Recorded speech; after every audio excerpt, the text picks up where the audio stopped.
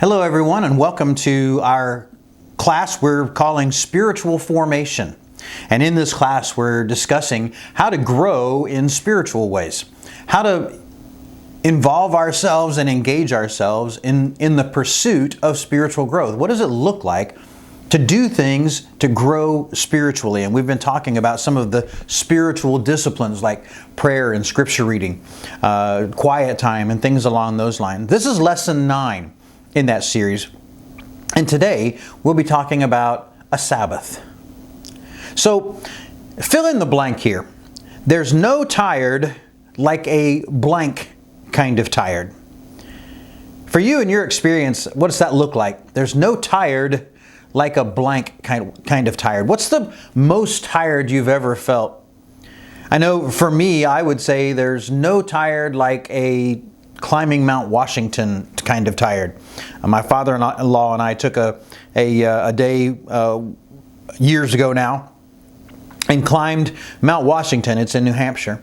And it was a long, difficult climb. And the weather was bad. And then it was another long, difficult hike back down to the base where we started. And I just remember after that, when I laid down finally after that trip and I was sore all over, and laying down on the bed, just feeling like I have never been tired like this in my entire life. That was a genuine kind of tired.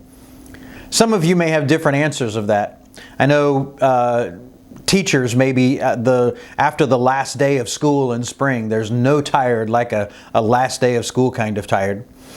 For laborers, maybe it's after working a double shift and then going right into another 8 hours. There's no tired like that. For youth ministers, I can say from experience, the day after the lock-in, there's no tired like the day after the lock-in kind of tired. Now try this one. We're going to fill in this blank too. There's no more restful feeling than a blank kind of rest. Can you think of anything? There's no more restful feeling than a blank kind of rest. If you're like me, it was much harder to come up with rest memories than it was tired memories.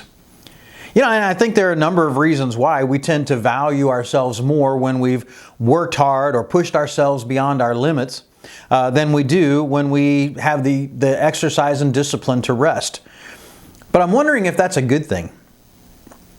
And what our author, Ruth Haley Barton, in her book Sacred Rhythms, talks about in this chapter on Sabbath is that Sabbath is actually a spiritual discipline. Taking a Sabbath is actually a spiritual discipline. Because the fact is that if we don't take care of ourselves and think in terms of taking care of ourselves, shifting our priorities to being the right priorities, then we're probably going to fail at reaching our maximum spiritual growth level. And so what does it look like to take a Sabbath rest? Of course, the idea comes from the Old Testament when the Israelites were required to make every week, one day a week, a Sabbath day. It would have been the equivalent of their Saturday. And in Exodus chapter 20, verses 8 through 11, it says this: "Remember the Sabbath day, keeping it holy. 6 days you shall labor and do all your work, but on the seventh day is a Sabbath to the Lord your God. You shall not do any work, neither shall you, your son or your daughter, your male or female servant, or your animals, nor any foreigner residing in towns. For 6 days the Lord made the heavens and the earth and the sea and all that is in them, but he rested on the seventh day. Therefore the Lord blessed the Sabbath and made it holy." Later on, the Sabbath would be, during the days of Jesus, would be a point of contention that Jesus' accusers would have about Jesus. They often accused him of not keeping the Sabbath or advocating for others not to keep the Sabbath, of working on the Sabbath, and as they had defined it. But Jesus took exception to that. And he calls himself in one place the Lord of the Sabbath, saying, you know, as God in the flesh, I kind of came up with the idea. I think I know what I'm doing here. But they didn't see it that way. They didn't see him in that light. But he also talks about the fact in Mark chapter 2, verse 27, that the Sabbath was made for man, not man for the Sabbath. In other words, the Sabbath was given to man for a day of rest.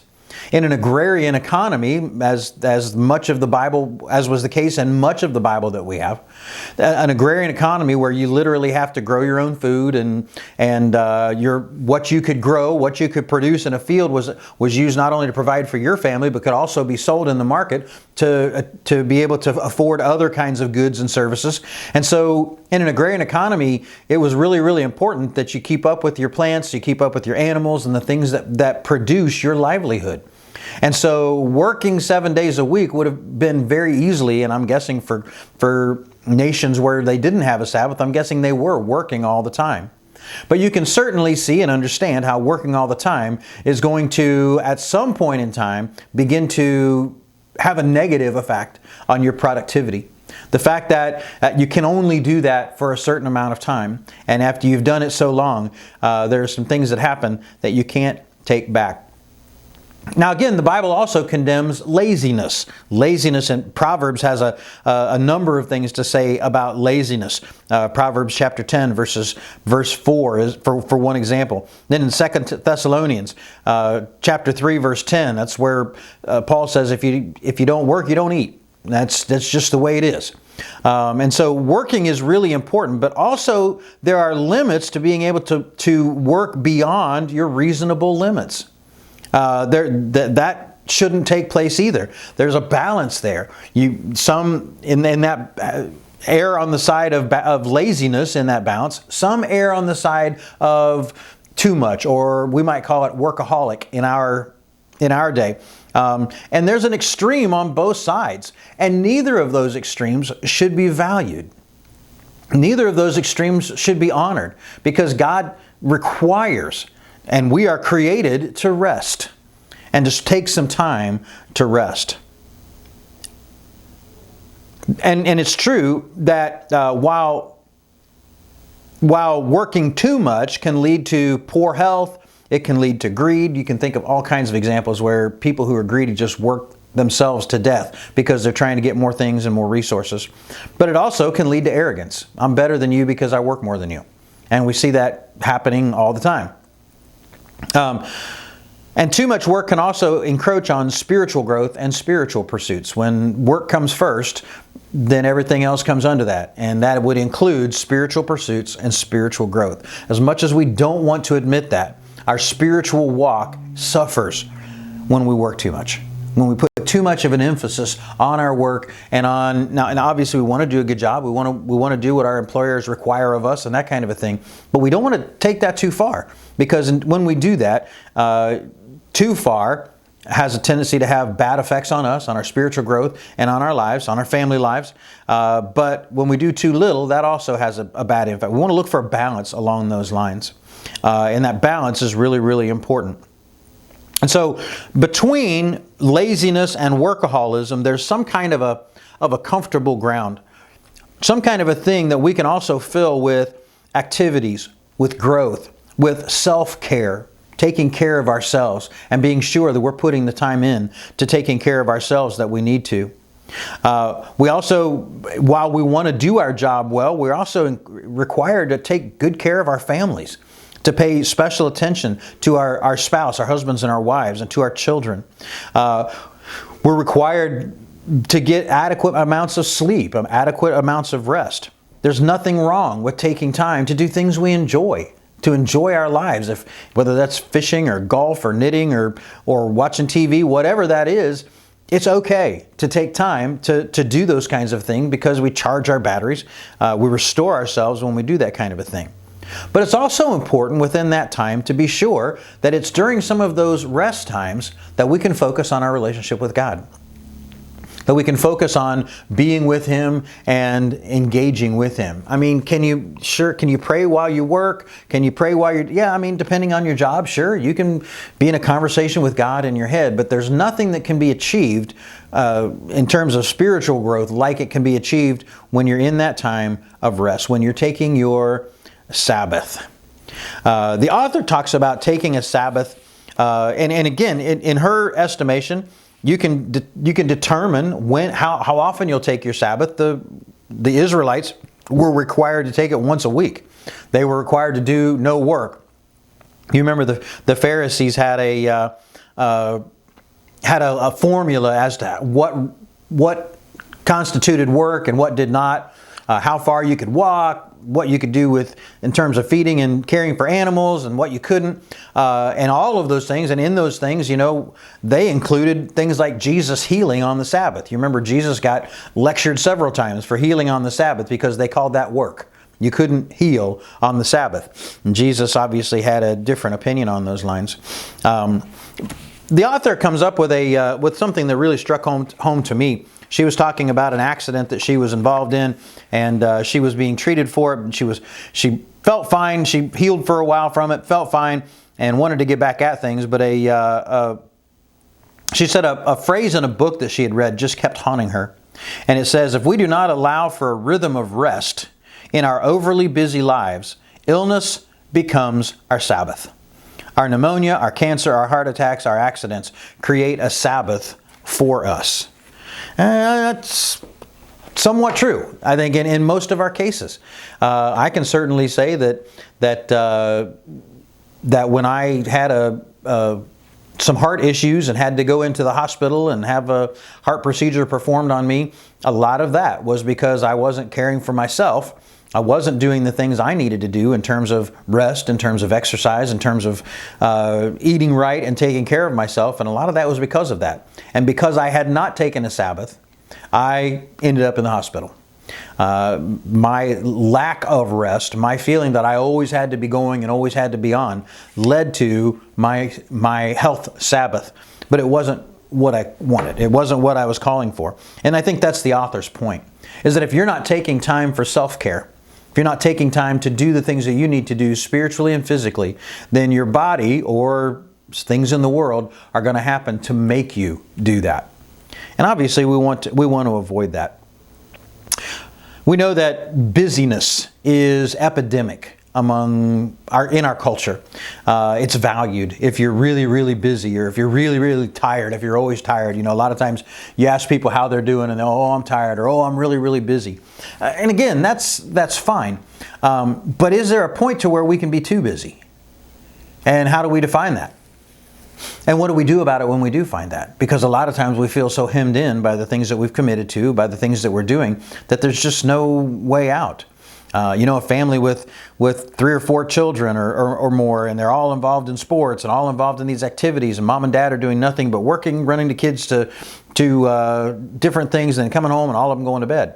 And that's their lives. That's where they're going. Well, again, I get that, but at some point in time, if you wanted that to be different, you could set different boundaries. You could say, we're going to do some things a little differently. We're not going to do what we've seen other families do. We're going to limit the involvement in sports. We're going to limit the kinds of commitments that we make at work. We're going to do those kinds of things.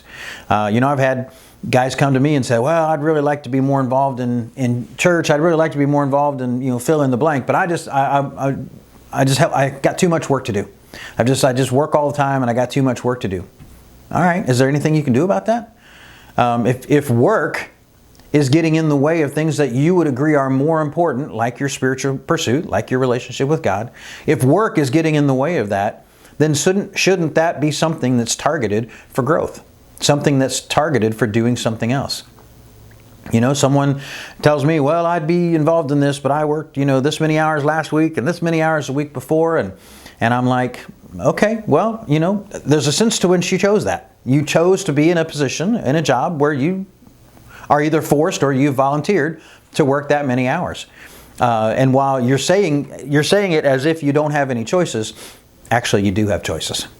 And if your spiritual growth is something that's important, and if finding your maximum spiritual growth is something that's important, then making the time to rest, even if it costs you something in other areas of your life, is something that you got to do. Something that's going to be really, really important. So what would it be like to take time, a regular time, to just rest? To just take a time, and the author, we're going to look at it in just a minute when she describes what she does, but just to take a time where it's just you and God, where you're not doing there are certain things that you will not be involved in, where you will not be involved in work. I mean, can you imagine what it would have been like for the Israelites back in the day when they were working and striving to keep their livelihood and that kind of a thing, to have to take a day off every week? They couldn't tend to their animals. They couldn't plow fields. They couldn't harvest. They couldn't care for things. They couldn't walk into town, some of them, because you can't walk that far.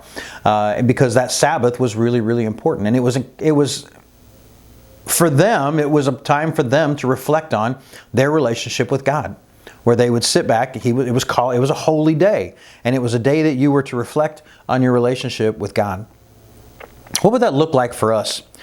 Maybe not doing it once a week, but even if we did it once a month or several times a month, what would it look like if we just take a day and say that's going to be a Sabbath where I'm going to restrict what I allow myself to do. I'm going to take time off to be able to focus on my relationship with God. I'm not going to work. I'm not going to be involved in other activities. I'm not going to be running around. I'm going to stay close to home. I'm going to take time to just rest. Listen to what she says when she talks about the things that she does, discussing what to include and what to exclude. So one of the things that she says she doesn't do on her Sabbath is work. And again, obviously, we define for ourselves what constitutes work. She said that she didn't do anything as far as her physical job, her paying job. That was a day that she would have off from her paying job. But she also didn't do housework. She didn't clean, that sort of a thing. She wasn't going to do that kind of a thing. She wasn't going to do yard work. That kind of thing she was going to label work, and that was not going to be something that was going to be involved in her Sabbath. She also didn't buy or sell. So she didn't go shopping on her Sabbath day. It wasn't a time for that. It was also going to be a time where she didn't try to solve the problems of the day. She wasn't going to worry. It wasn't a time to pay bills. It wasn't a time to try to hash out an argument that you're having with your spouse. It was going to be a time where worry, conflict, and that kind of a thing wasn't a focus. That you're going to focus on other things. What she says she does focus on during her Sabbath is resting her body. That was a big priority, and so staying relatively inactive, whether it's resting, taking a nap, doing whatever it is, she's going to rest that. She's also replenishing her spirit. So something like reading was appropriate. She could read a book. She could read her Bible. She could try to again, do things that fill her soul. Restoring her soul. So it was another thing that she talks about. So restoring her soul has to do with just quiet time between her and God. Having that time when she can talk to Him. Those were really, really important things for her to do. Again, I guess we can define it like we want to. There are a number of things that we could do like her, or a number of things that we could change. But the important thing is to take a Sabbath for you and your spiritual growth. What would it look like? What would a day look like that was intentionally engineered for you to grow spiritually? What would be involved? What would be included in a day like that? What would be excluded in a day like that? Again, maybe yours wouldn't look like that. For me, a Sabbath would certainly include maybe being able to walk in the woods somewhere. I'd want to be able to do that. I'd want to be able to go where I could hear a mountain stream running down the hills through the rocks. I'd want to be in a place where I could hear the birds singing and feel the warmth of the sun on my face. That's a way for me to rest, for me to really unpack. I'd also want to be in a place where I could turn off the electronics and not be reachable. That would be a Sabbath for me. What does it look like for you? What does it look like for you to take a Sabbath, for you to be intentional, for you to intentionally take time for you to rest, for you to reflect, and for you to connect with God? What does that look like? That work-rest balance is an important one. And again, God included it for His people, and so we know that the Creator of the universe found rest being something that's very, very, very important. Something that we need to do, and something in our culture that is severely lacking. And so I want to encourage you to think as you think in terms of your spiritual growth, your spiritual formation, how you're going to move to be closer to God. One of the things to consider, one of the things to build into that is Sabbath time. I encourage you to do that. Look forward to hearing your feedback on it. Thank you for joining me today.